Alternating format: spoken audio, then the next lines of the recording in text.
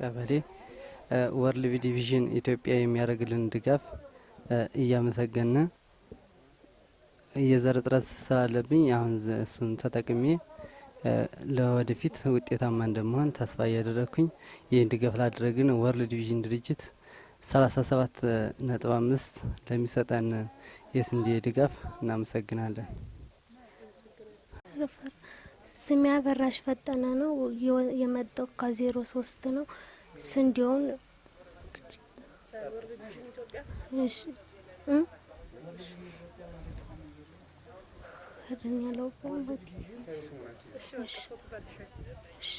የቦያለው ድራሾ ትባላለሁ።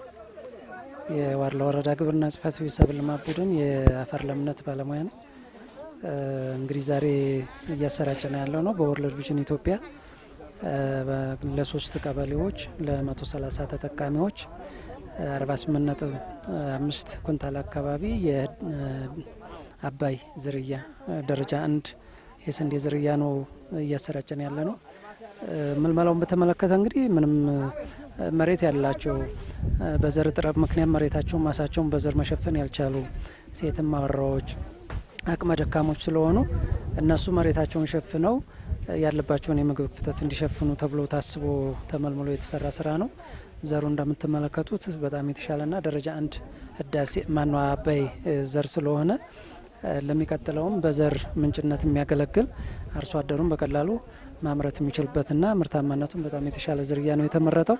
በሄክታር ደረጃም ራሱ ወደ 33 ሄክታር አካባቢ ዘር መሸፈን የሚችል መሬት ነው እንትን እያለ ያለው። ስለዚህ ተጠቃሚዎቹ ክትትል አድርገን መሬቱን በዘር እንዲሸፍኑ የክትትል ስራ ከሰራም በኋላ አርሶ አደሮቹ በትክክል የሚጠቀሙበትን መንገድ እኛም ድጋፍ የምናደርግበት ይሆናል። በአጠቃላይ ግን ወርልድ ቪዥን በተለያዩ ፕሮግራሞች ድጋፍ እያደረገልን ነው። በድንች፣ በዶሮ፣ በካሽ አሁንም ደግሞ የቀረው የስንዴ ዘር ስለነበረ በስንዴ ዘርም ተጠቃሚዎችን ያው ድጋፍ ያደረገበት ሁኔታ ነው ያለው። በወረዳው ግብርና ጽሕፈት ቤት ስም ያው ከፍ ያለ ምስጋናችን እናቀርባለን።